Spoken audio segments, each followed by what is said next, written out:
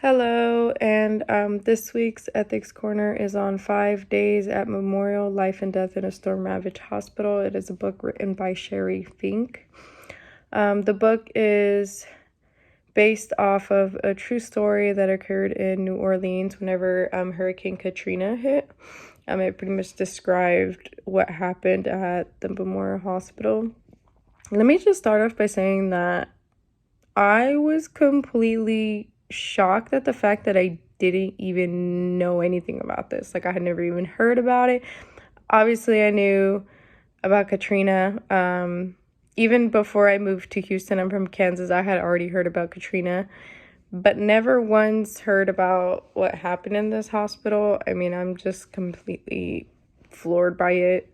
Like, I was definitely crying reading through the book. I felt so many emotions. It's just completely insane to me that this even happened, or how the government reacted. It's just completely insane to me, even to the point where, like, they were like, this only happens, like, in third world countries. Like, why is it happening here? Like, I definitely felt that I was shocked that even happened in the way that it did, and the response of the government, and like how bad it got. It was just kind of mind-blowing, honestly. And then the fact that, yeah, there should have been like an investigation as to why that many people passed, but at the same time,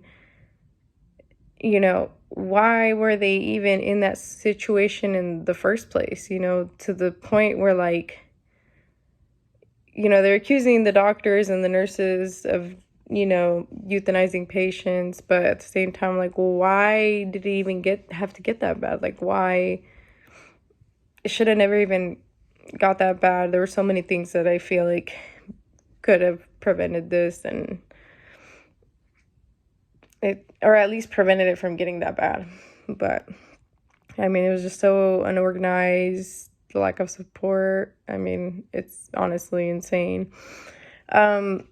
One of the questions that asked, did the author do a good job at describing the feelings of being trapped in a hospital during chaotic conditions? Absolutely. I mean, I was crying. I felt so anxious, sad, upset, angry reading it. I mean, I just couldn't believe that was happening. I mean, as a nurse, I could definitely understand, I think, at a deeper level of what was going on. I work in the ER, so I see patients suffering, even with care, even with electricity, food, water, meds, nurses that are well rested. We still see suffering. We try and provide as much comfort. But when you're looking at their situation where, like, there's no power, it's hot, the nurses aren't sleeping, they're not resting, they're probably not even eating because they're running low on food and water, and they're probably worried about their own families that aren't there. And then they're watching these patients suffer in the same heat, in the same conditions, all unsanitary. They're not getting their meds. Some of them aren't even receiving care because at some point they were told not to keep caring for the patients, which is absolutely insane. I mean, I just couldn't, like, I feel a certain way when I see patients suffer. I couldn't imagine that. That's like 100,000 times worse. In those conditions, seeing them suffer, I mean, their suffering is just a lot worse being in that situation. And then almost feeling like hopeless, because then you're realizing that, the government's not helping as quickly as they probably would have assumed, nor maybe they didn't even imagine it getting at all that bad. And then just seeing how unorganized, I mean, I'm sure they all knew how unorganized everything was. They were seeing it, no one was really taking control, or the wrong people were making decisions. Just absolutely not okay. Yeah, so I definitely believe the author definitely described it very well. Do you feel empathy for the nurses? Why or not? I do feel empathy for some of the nurses, for some of the decisions that they were making.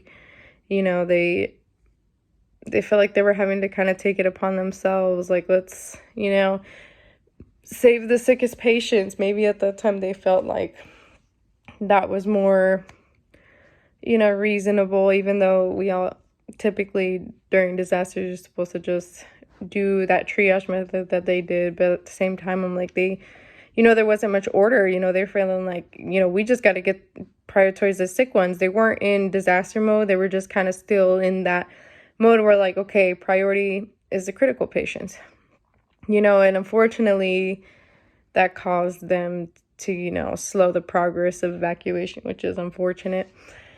And then I definitely understand how they wanted, to be there. They wanted to keep continuing caring for their patients. You could see the care, the way they felt about being there. They continued despite the conditions. They continued working. They knew the patients needed the care.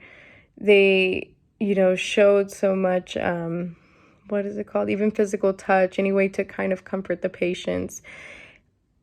I definitely, have empathy with them, with how strongly they were advocating for their patients. I definitely understand where that was coming from. The only part where I feel like I kind of was very confused about was whenever they were told to stop caring for the patients, like to render all care. I mean, and you could see that some of the nurses were, one of the nurses was like conflicted with it and even arguing back and forth with one of the doctors. But at the same time,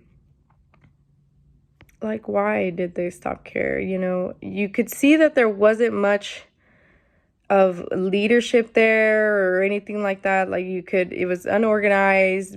So why didn't all the nurses stand up and, continue caring for the patient? Instead, they stopped. It was kind of, I know there was like a lack of supplies, but there's still some form of like comfort care. There's still things that you can do for them. And it was kind of shocking that at some point, they were told not to. And it was crazy because they were, at one point yelled at by someone, telling them that they were supposed to render care and that they need to listen. But at the same time, like, there's more nurses there than there was, the people that were trying to manage the place.